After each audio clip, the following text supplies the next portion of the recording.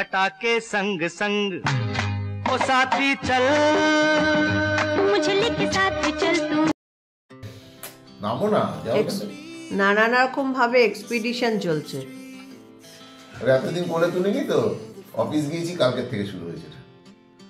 করো না, এখন অপারেশন হচ্ছে, বাই চান্স লেগে যাবে। কি করব, আমি কি করছি? আমার বাদরের বাচ্চা নাকি এগুলো, ঘাড়ের মধ্যে উঠে বসে আছে।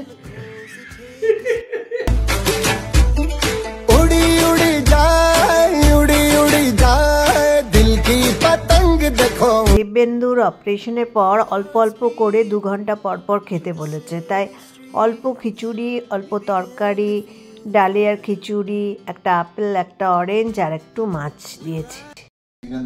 तेज प्रताप महाजगबंदन विद्यावान गुणियति जातु राम काज करिबे को आतुर प्रभु चरित्र सुने बगरसिया राम लखन सीता मन वसिया सूक्ष्म रूप धरि सिंह दिखावा विकट रूप धरि लंक जरावा भीम रूप धरि असुर संहारे रामचंद्र के सवारे लाए संजीवन लखन जिया श्री रघुवीर हर्षि उर्लाय रघुपति के लिए बहुत बड़ा है तुम मौप्रिय भरती समभाए सहस बदन तुम रोजस गावे अस कहि श्रीपति कंठ लगावे संकादि ब्रह्मादि मुनिसा नारद सारद सहित ही विभीषण माना लंकेश्वर भय सब जग जाना जुग सहस्र जोजन पर भानु लील्योताई मधुर फल जानु प्रभु मुद्रिका मेरी मुख माई जलधि लांगी गए अजरज राय दुर्गम कहा जगत के जेते सुगम अनुग्रह तुम रहते थे राम दुआरे तुम रखवारे होत न आज्ञा बिनु बैसारे सब सुख लुई तुमरी सरना तुम रक्षक काहू को डरना आपन ते समारोह आपे तीनों लोग हाँकते का। Dibyendu, good morning. Good morning. আজকে কি লড়াই ঝগড়া করে কর্নফ্লেক্স, কিছুতেই অন্য কিছু খাবে না। আমার তোমার জন্য চিন্তা হচ্ছে। কেন? দুধ, কর্নফ্লেক্স, তারপর ফ্রুটস, এরপর তো ফিল্ম স্টার হয়ে যাবো। এমনিতেই তো ফিল্ম স্টার।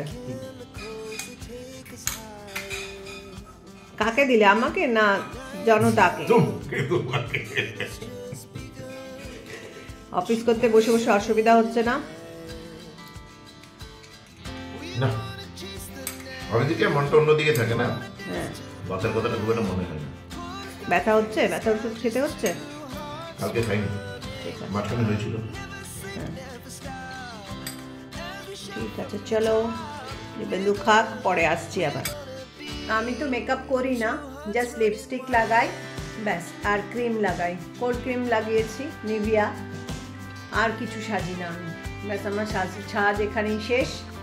আর বেশি সাজলে ভাল লাগে না আমাকে দেখতে। আর কাজ করে এসে তোমাদের আমি কীরকম সাজালাম সেটা দেখাবো। আর আমার ব্লগটা তোমাদের ভালো লাগছে তো? তোমরা যারা দেখছো, যে কজনই দেখছো, প্লিজ কমেন্টস করে আমাকে জানিও আমার ব্লগগুলো তোমাদের ভালো লাগছে কি না। যদি তোমাদের ব্লগগুলো ভালো লাগে তবে লাইক করে দিও, সাবস্ক্রাইব করে দিও, আর আমার বন্ধু হয়ে যেও। তোমাদের সাপোর্ট পেলে আমার ভালো লাগবে। সবচেয়ে বড় কি জানো তো, ইউটিউবে আমার অনেক সাবস্ক্রাইবার হবে সেটা নয়, আমার কিছু ভালো বন্ধু হবে যারা আমার সাথে কমিউনিকেশন করবে কমেন্টস দিয়ে, তাদের সাথে আমি কিছু শেয়ার করব, ওনারাও আমাকে কিছু শেয়ার করবে। এইটুকু না আমাদের বয়সে এসে অনেকটা, মানে কোনো মানুষ আমাদের সাপোর্টে আছে, এই জিনিসটা না মানুষকে অনেক সাহারা দেয়। আজকাল তো সবারই, আমাদের এজের বাচ্চারা সবাই বাইরে থাকে, একা একা হাজব্যান্ড ওয়াইফ আর আমার শ্বশুরমশাই। তাই তোমরা যদি আমার বন্ধু হও, আমাকে মেন্টালি সাপোর্ট করো, তাহলে আমি খুব খুশি হব, আমি ভালো থাকতে পারবো।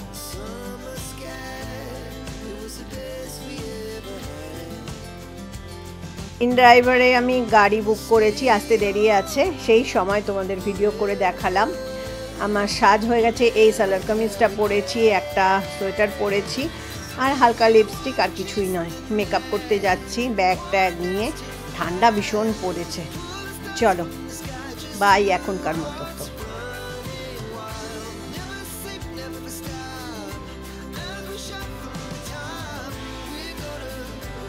আর পাটুলিদির যাওয়ার সময় দেখো এই জায়গাটা কি সুন্দর।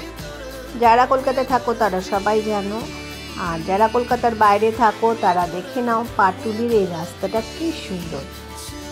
অনেকে এখানে বেড়াতে আসে সন্ধ্যেবেলায়, অনেক দোকান আছে খাবারের, আর এই জায়গাটাও খুব ভালো লাগে। মেকআপ করেছি আজকে, দেখো কেমন লাগলো জানাতে কিন্তু ভুলবে না একদম। এনার ছেলের বিয়ে, তো বিয়ের আগের দিন এইভাবে উনি সেজেছেন।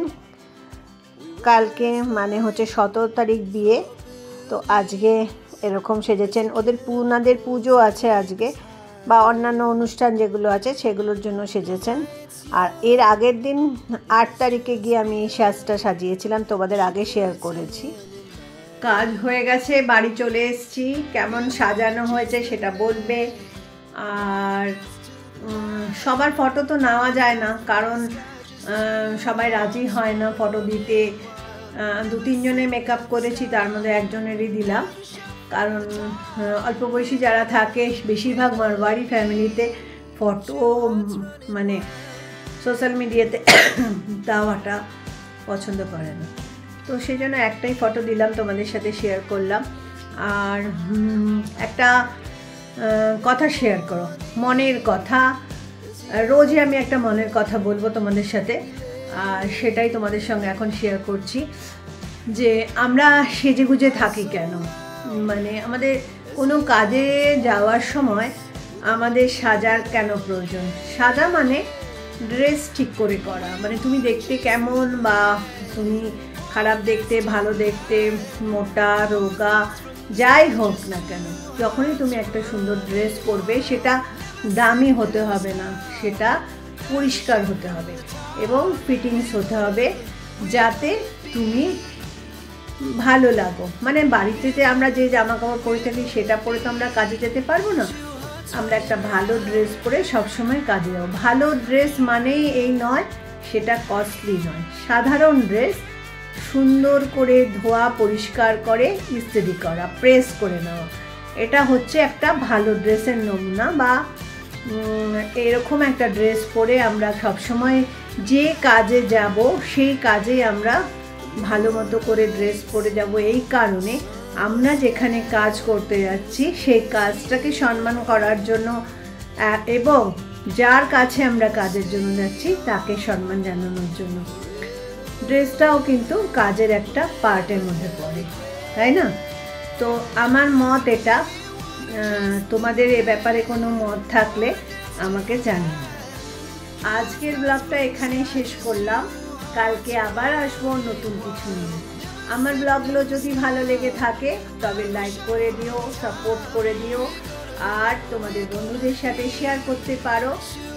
আমার ব্লগগুলো যদি ভালো লাগে সাবস্ক্রাইব করে আমার বন্ধু হয়ে দিও যারা এখনও সাবস্ক্রাইব করো।